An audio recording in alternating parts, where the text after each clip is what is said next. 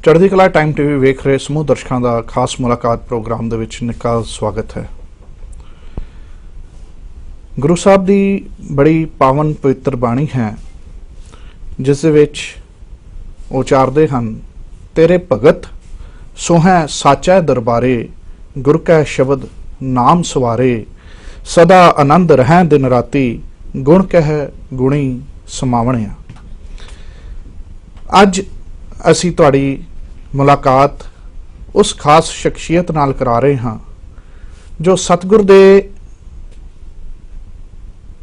इतने प्रीतवान हन, इतने प्यारे हन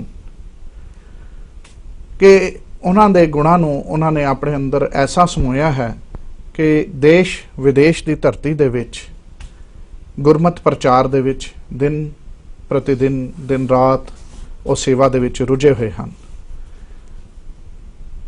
अज साडे स्टूडियो दे विच कनेडा दी धरती तो सरी शहर तो साडे कोल पुजे हन गुरुद्वारा श्री दुख निवारण साहिब दे मुखी ज्ञानी नरिंदर सिंह जी, जो उत्थों दे मुख सेवादार हन। ज्ञानी जी, आप जी दा चढ़दी कला टाइम टीवी दे स्टूडियो दे विच आउण ते निघा स्वागत है। वाहिगुरू जी का खालसा, वाहिगुरू जी की फतेह। ज्ञानी जी, कनेडा विखे सरी विखे तुसी गुरुद्वारा दुख निवारण साहिब दे मुख सेवादार वजों सेवा निभा रहे हो। तुहानू पहले तो असीं तुहाडा पिछोकड़ जानना चाहांगे, दर्शकों नूं दसना चाहांगे तुसी पंजाब तो कित्थों दे तुसी रहण वाले हो ते कनेडा किवें पहुंचे ते कनेडा जिहड़ी तुसी सेवा निभाणी शुरू कीती इस पड़ाव ते अज जिथे तुसी बैठे हो, जिहड़ी तुसी सेवा उत्थे निभा रहे हो, वो किवें तुहाडे किवें किवें सेवा तुहाडे हिस्से पई ते किवें तुसी तुहानूं इह सोझी पई भी हाँ जी यह स्थान जिहड़ा तुसी उत्थे बनाया गुरुद्वारा दुख निवारण साहब दे नाम तो ही उत्थे जिहड़ा है प्रसिद्ध होया। पिछोकड़ मेरा जी, मैं कपूरथला जिला तहसील फगवाड़ा पिंड राणीपुर दा वसनीक हाँ जी। मेरा जन्म भी पिंड राणीपुर दे विच ही होया और राणीपुर दे विच ही पहला मुढ़ली विद्या जिहड़ी सी स्कूल दी पढ़ाई वो 9वीं तक मैं उत्थे कीती। 9वीं तो बाद फिर 10वीं क्लास दे विच Ramgarhia higher secondary school, higher secondary उत्थों करके फिर जिहड़ी BA दी डिग्री सी वो रामगढ़िया कॉलेज तो कीती जी। उस तो बाद मैं तकरीबन MA दे पेपर भरे हुए सन, दाखला पेपर देने वास्ते पोलीटिकल साइंस दे। ते जदों साडी सिस्टर पहला कनेडा विच गए हुए सन, एक ब्रदर पहला उत्थे सी, उन्होंने साडे पेपर भरे हुए सन मदर फादर दे जी। ते ये कनेडा दा लॉ है कि जिहड़े मदर फादर दे नाल डिपेंडेंट बच्चे ने जिहड़े वो नाल जांदे ने जी। सो उसे कैटागरी च असीं कनेडा गए जी। कैलगरी दे विच जाके पहला लैंड कीता। उस तो बाद उत्थे जाके एक फैक्ट्री दे विच फर्नीचर दी फैक्ट्री विच काम शुरू कीता जी। पर शौक सी अंदर पहला गुरबाणी पढ़न दा, कीर्तन दा, कथा दा जी। कोई प्रोफैशनल तौर ते मैं इस नूं नहीं सी अपनाया है, पर सारा कुछ शौक सी। शौक दे तौर ते शरधा भावना दे नाल ही गुरुद्वारा साहब जाके असीं जदों कैलगरी विच गए आ ते उदों जथे गुरुद्वारे विच नहीं सी सद्दे जांदे जी। जिहड़े लोकल संगत सी ਉਹੀ पाठ करते सी, ਉਹੀ रल के कीर्तन करते सी। उत्थे सब तो पहला जदों मैं गया तो उत्थे मैनूं ये मौका मिलिया जी। उस तो बाद एडमिंटन दे विच एक गुरुद्वारा सी गुरु नानक सिख गुरुद्वारा। छोटे शहरां दे विच ग्रंथी घट रहिंदे सन जी। ते जदों ग्रंथी दी ड्यूटी उत्थे कोई ग्रंथी नहीं सी ते मैनूं उत्थे ਸਿੰਘਾਂ ने काफ़ी कंपैल कीता भी तुहानूं सारा कुछ आउंदा है ते तुसीं थोड़ा चिर ग्रंथी दी सेवा निभा दिओ। वैसे तो ये गुरु की बख्शिश जदों उन्हें सेवा में लाना होए जी, पर मेरा माइंड कदे भी ये नहीं सी कि मैं ग्रंथी वजों किते भी सेवा निभाउणी है जी। उस वेले उन्होंने मैनू काफ़ी जिमें अपने हुंदे भी काफ़ी 25-30 सिंह इकट्ठे हो गए ते उन्होंने मैनू काफ़ी कंपैल किया, संगतां दा वास्ता पा के, गुरु साहब का वास्ता पा के भी तुसीं थोड़ा चिर सेवा निभाओ। मैं केवल 8 महीने वास्ते उत्थे सेवा निभाउण वास्ते गया सी जी।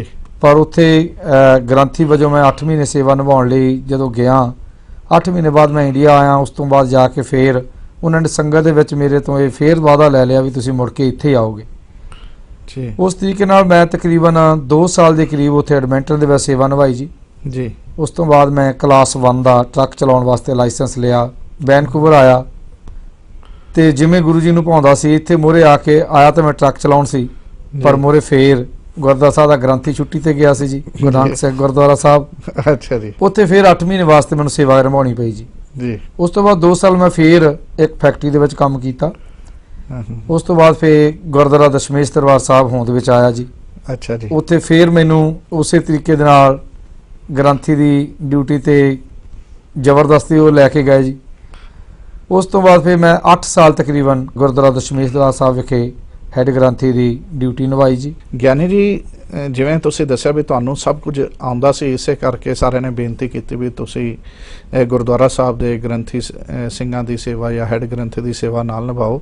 ਇਹ ਜਿਹੜਾ ਸਭ ਕੁਝ ਆਉਂਦਾ ਸੀ, ਇਹ ਆਉਂਦਾ ਤਾਂ ਜੇ ਕੋਈ ਅੱਛਾ ਮੁਰਸ਼ਦ, ਜੇ ਅੱਛਾ ਤੁਹਾਡਾ ਉਸਤਾਦ ਪਹਿਲੇ ਤੁਹਾਨੂੰ ਬਚਪਨ 'ਚ ਗੁੜਤੀ ਮਿਲੀ ਹੋਵੇ ਪਰਿਵਾਰ ਵੱਲੋਂ ਵੀ, ਜਾਂ ਅੱਗੋਂ ਉਸਤਾਦ ਵੀ ਉਹ ਜੇ ਮਿਲੇ ਹੋਣ ਤੁਹਾਨੂੰ, ਉਹ ਆਪਣਾ ਉਹ ਜਿਹੜਾ ਤੁਹਾਡੇ ਜੀਵਨ ਦਾ ਉਹ ਹਿੱਸਾ, ਉਹ ਸਾਡੇ ਦਰਸ਼ਕਾਂ ਨੂੰ ਜ਼ਰੂਰ ਦੱਸੋ। ਪਹਿਲੀ ਗੱਲ ਤੇ ਮੈਂ ਧਾਰਮਿਕ ਵਿੱਦਿਆ ਲੈਣ ਲਈ ਕਿਤੇ ਸੰਸਥਾ ਦੇ ਵਿੱਚ ਨਹੀਂ ਗਿਆ ਜੀ। ਕਈ ਵਾਰ ਮੇਰੀ ਦਸਤਾਰ ਨੂੰ ਦੇਖ ਕੇ ਜਾਂ ਮੇਰੀ ਰਹਿਣੀ ਬਹਿਣੀ ਦੇਖ ਕੇ ਲੋਕ ਅੰਦਾਜ਼ਾ ਲਾਉਂਦੇ ਆ ਵੀ ਮੈਂ ਦਮਦਮੀ ਟਕਸਾਲ ਦੇ ਵਿੱਚ ਸ਼ਾਇਦ ਰਿਹਾ ਹੋਵਾਂ ਜੀ, ਪਰ ਮੈਂ ਕਿਸੇ ਸੰਸਥਾ ਵਿੱਚ ਰਹਿ ਕੇ ਇਹ ਵਿੱਦਿਆ ਗ੍ਰਹਿਣ ਨਹੀਂ ਕੀਤੀ ਜੀ। ਬਸ ਇਉਂ ਕਹੀਏ ਕਿ ਸਾਡੇ ਪਰਿਵਾਰ ਦੇ ਵਿੱਚ ਵੀ ਮੇਰੇ ਤੋਂ ਪਹਿਲਾਂ ਮੈਨੂੰ ਛੱਡ ਕੇ ਸਾਰੇ ਹੀ ਮੇਰੇ ਭਰਾ, ਅਸੀਂ 8 ਭਰਾ 1 ਭੈਣ, ਔਰ ਮੇਰੇ ਤੋਂ ਬਿਨਾਂ ਸਾਰੇ ਹੀ ਪਹਿਲਾਂ ਕਲੀਨ ਸ਼ੇਪ ਸੀ ਜੀ, ਮੋਨੇ ਸੀ।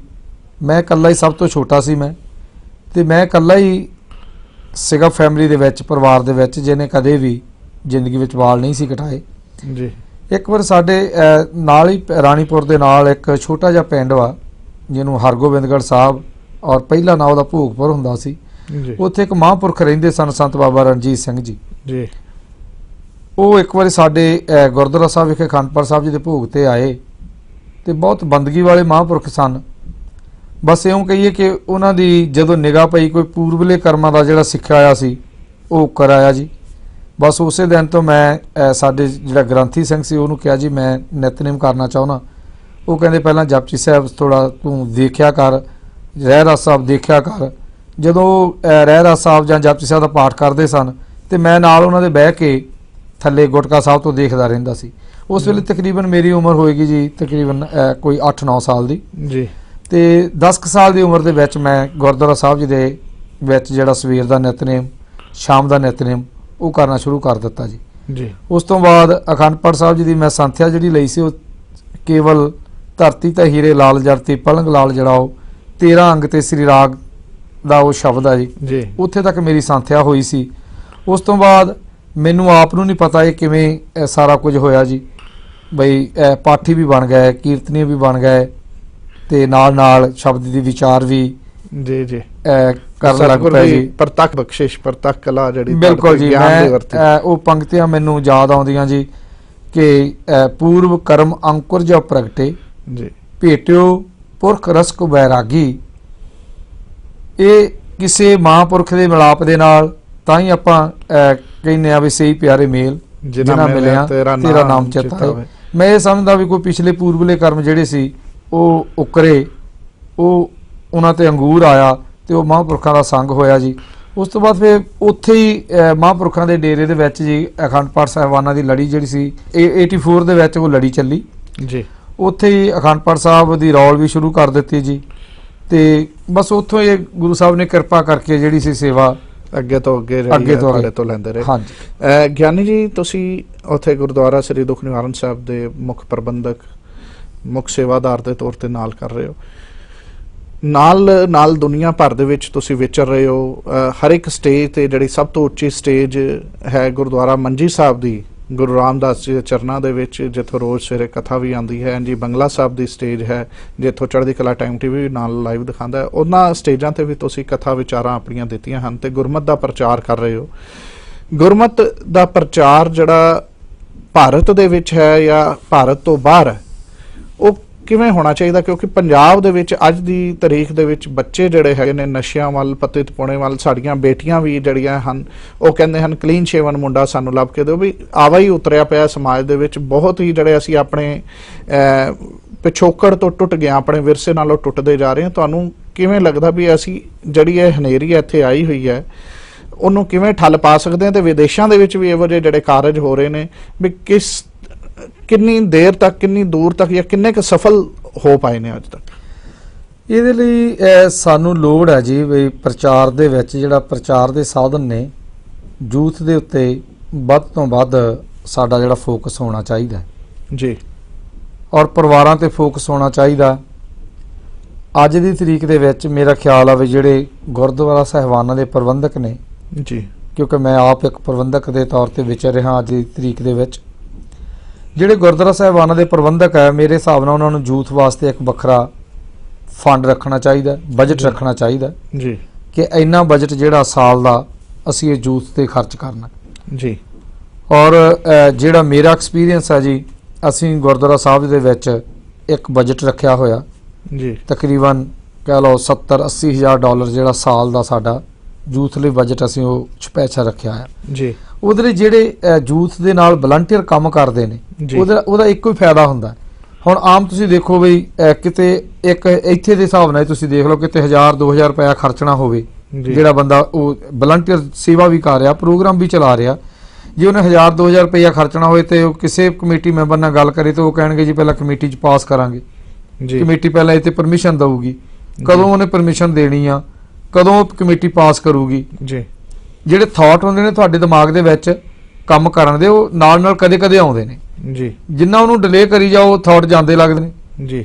ਸੋ ਅਸੀਂ ਐਕਸਪੀਰੀਅੰਸ ਕੀਤਾ ਜਿਵੇਂ ਤੁਸੀਂ ਯੂਥ ਵਾਸਤੇ ਇੱਕ ਆਪਣਾ ਬਜਟ ਰੱਖੋ, ਔਰ ਜਿਹੜਾ ਵਲੰਟੀਅਰ ਕੰਮ ਕਰ ਰਿਹਾ ਉਹ ਪੂਰਾ ਪੇਪਰਾਂ ਵਿੱਚ, ਅਕਾਊਂਟਿੰਗ ਦੇ ਵਿੱਚ ਉਹਦਾ ਪੂਰਾ ਹਿਸਾਬ ਕਿਤਾਬ ਹੋਵੇ, ਪਰ ਉਹਨੂੰ ਐਟਲੀਸਟ ਕੁਝ ਨਾ ਕੁਝ ਉਹਦੀ ਸੀਮਾ ਹੋਣੀ ਚਾਹੀਦੀ ਵੀ ਇੰਨੇ ਕੁ ਪੈਸੇ ਤੂੰ ਸਾਨੂੰ ਬਿਨਾਂ ਪੁੱਛਿਓ ਖਰਚ ਸਕਦਾ ਜੀ ਇਹਦੇ ਪ੍ਰਚਾਰ ਲਈ। ਪ੍ਰਚਾਰ ਦੂਸਰਾ ਇਹ ਆ ਬਈ ਜਿਹੜਾ ਯੂਥ ਨੂੰ ਪੂਰੀ ਗਾਈਡੈਂਸ ਵੀ ਚਾਹੀਦੀ ਹੈ ਵੀ ਕਿਵੇਂ ਪੈਸੇ ਖਰਚਣੇ ਆ, ਕਿਵੇਂ ਪ੍ਰਚਾਰ ਕਰਨਾ, ਇਹ ਵੀ ਜ਼ਰੂਰੀ ਹੈ ਅੱਜ ਦੀ। ਬਿਲਕੁਲ। ਅੱਜ ਜਿਹੜੇ ਪੜ੍ਹੇ ਲਿਖੇ ਨੌਜਵਾਨ ਨੇ ਨਾ ਜੀ ਇੱਧਰਲੇ ਪਾਸੇ ਜਿਹੜੇ ਤੁਰੇ ਆ, ਮੇਰੇ ਖਿਆਲ ਅੱਜ ਦੇ ਯੁੱਗ ਦੇ ਵਿੱਚ, ਮੀਡੀਆ ਦੇ ਯੁੱਗ ਦੇ ਵਿੱਚ, ਜਦੋਂ ਹਰ ਇੱਕ ਦੇ ਕੋਲ ਐਸੀਆਂ ਟੈਕਨੀਕ ਹੈਗੀਆਂ ਨੇ ਤੇ ਨੌਲੇਜ ਆਪਣੇ ਆਪ ਤੁਹਾਨੂੰ ਉਹ ਜਿਹੜੀ ਆਈ ਜਾਂਦੀ ਆ ਜੀ, ਉਸ ਨੌਲੇਜ ਦੇ ਅਨੁਸਾਰ ਮੈਂ ਇਹ ਸਮਝਦਾ ਵੀ ਜਿਹੜਾ ਕੰਮ ਯੂਥ ਵਾਸਤੇ ਆ ਯੂਥ ਕਰ ਸਕਦੀ ਆ ਉਹ ਅਸੀਂ ਨਹੀਂ ਕਰ ਸਕਦੇ ਜੀ, ਕਿਉਂਕਿ ਅੱਜ ਦੀ ਟੈਕਨੀਕ ਦੇ ਵਿੱਚ ਤੇ ਜਿਹੜਾ ਅਸੀਂ ਕੰਮ ਕਰਦੇ ਸੀ ਉਹਦੇ ਵਿੱਚ ਬਹੁਤ ਜ਼ਿਆਦਾ ਗੈਪ ਪੈ ਚੁੱਕਾ ਜੀ। ਅੱਜ ਹਰ ਇੱਕ ਦੇ ਕੋਲ ਇੰਟਰਨੈਟ ਆ, ਹਰ ਇੱਕ ਦੇ ਘਰ ਦੇ ਵਿੱਚ ਇੰਟਰਨੈਟ ਚੱਲਦੇ ਨੇ, ਹਰ ਇੱਕ ਦੇ ਹੱਥ ਦੇ ਵਿੱਚ ਫੋਨ ਫੜੇ ਹੋਏ ਨੇ, ਉਹਦੇ ਤੇ ਇੰਟਰਨੈਟ ਚੱਲਦੇ ਨੇ, ਸਾਰਾ ਕੁਝ ਇੰਟਰਨੈਟ ਤੋਂ ਨਿਕਲ ਰਿਹਾ, ਪਰ ਉਹ ਉਸ ਨੂੰ ਵਰਤਣਾ ਕਿਵੇਂ ਆ, ਉਹਦੀ ਜਿਹੜੀ ਗਾਈਡੈਂਸ ਆ ਉਹ ਜ਼ਰੂਰ ਉਹਨਾਂ ਨੂੰ ਵਧੀਆ ਤਰੀਕੇ ਨਾਲ ਦੇਣੀ ਚਾਹੀਦੀ। ਇਹ ਉਹ ਸਰੀਰ ਹੈ ਇਹਨਾਂ ਨੇ ਇੱਕੋ ਚੌਂਕੜੇ ਦੇ ਵਿੱਚ 2 ਅਖੰਡ ਪਾਠ ਸਾਹਿਬ ਕੀਤੇ ਤੇ ਇੱਕ ਚੌਂਕੜੇ ਦੇ ਵਿੱਚ 1 ਅਖੰਡ ਪਾਠ ਸਾਹਿਬ ਸੁਣਿਆ ਵੀ, ਤੇ ਇਹਦੀ ਤੁਹਾਨੂੰ ਜਿਹੜੀ ਪ੍ਰੇਰਨਾ ਕਿਵੇਂ ਹੋਈ, ਤੇ ਅੱਗੇ ਇਸ ਦੀ ਮਿਸਾਲ ਜਿਹੜੀ ਹੈ ਤੁਸੀਂ ਕੀ ਸੰਗਤ ਨੂੰ ਨਾਲ ਦੇਣਾ ਚਾਹੁੰਦੇ ਸੀ? ਮੈਂ ਇਹਦੇ ਲਈ ਇੱਕ ਗੱਲ ਜ਼ਰੂਰ ਕਹਿਣਾ ਚਾਹਾਂਗਾ ਜੀ, ਅੱਜ ਦੀ ਤਰੀਕ ਦੇ ਵਿੱਚ ਸਾਡੇ ਪ੍ਰਚਾਰਕਾਂ ਵੱਲੋਂ ਵੀ ਕੁਝ ਇਸ ਤਰ੍ਹਾਂ ਦਾ ਪ੍ਰਚਾਰ ਕੀਤਾ ਜਾਂਦਾ ਹੈ ਜਿਵੇਂ ਪੁਰਾਤਨ ਸਾਖੀਆਂ ਨੇ ਜਿਹੜੀਆਂ ਸਾਡੀਆਂ ਜੀ, ਉਹ ਸਾਡੀਆਂ ਪ੍ਰੇਰਨਾ ਸਰੋਤ ਨੇ ਜੀ।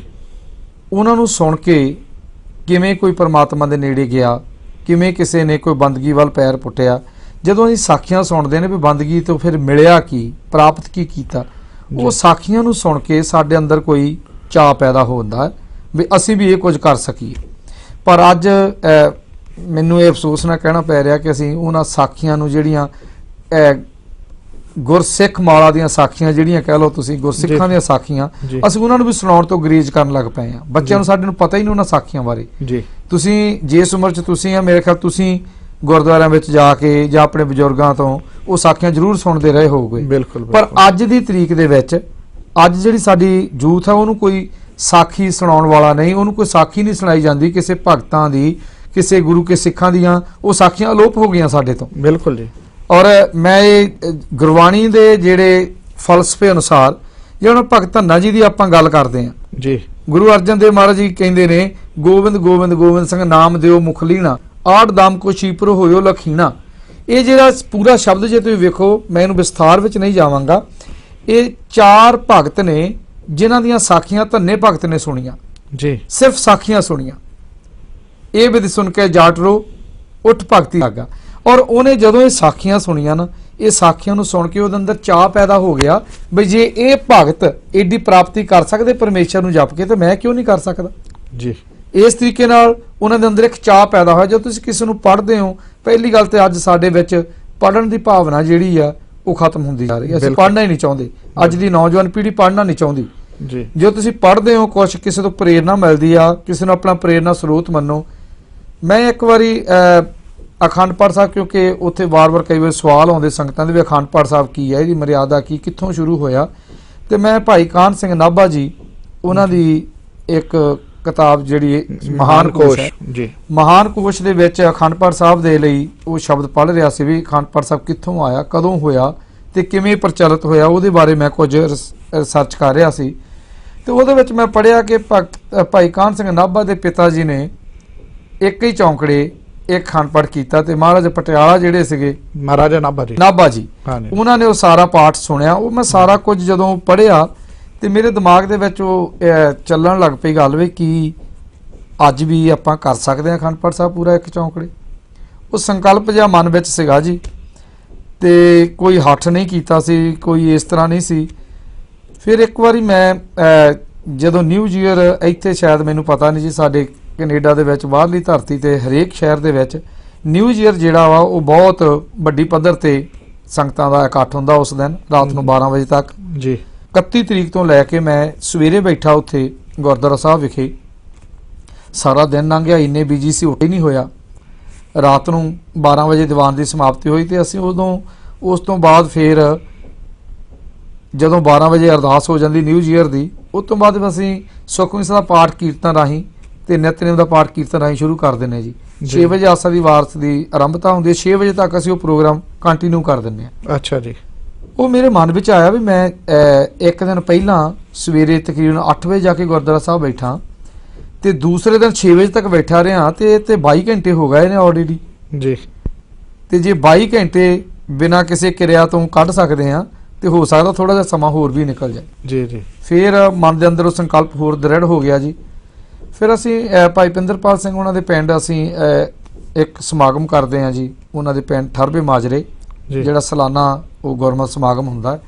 असीं उहदे विच प्रोग्राम बनाया कि 2 शख्सियतां जिहड़ियां पंथ दीयां महान कोई भी होण उन्हां दा सन्मान कीता जाए जी।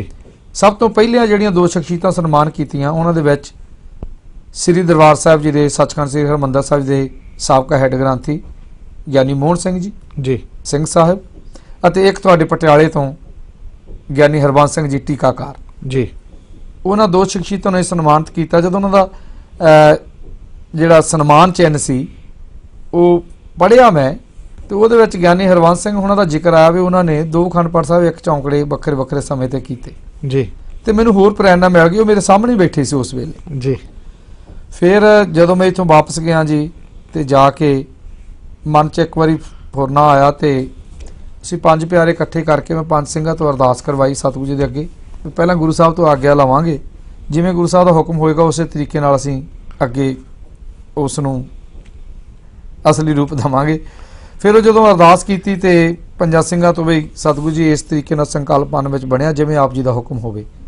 उदों फिर सतगुरू का हुक्म आया, ब्रह्म बिंदा तिसदा ब्रह्मत रहा, एक शब्द लाए नव निधि 18 सिद्धि पिछे लगियां फिर जो हृदय सदा वसाए।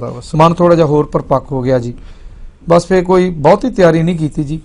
मेरे ख्याल दूसरे दिन असीं सवेरे अमृत वेले किसी नूं दस्सिया नहीं सी, असीं 2 ही सिंह सी, एक सुणन वाला सी, एक दास करन वाला सी। असीं दूसरे दिन फिर अखंड पाठ साहब उत्थे आरंभ कर दिता।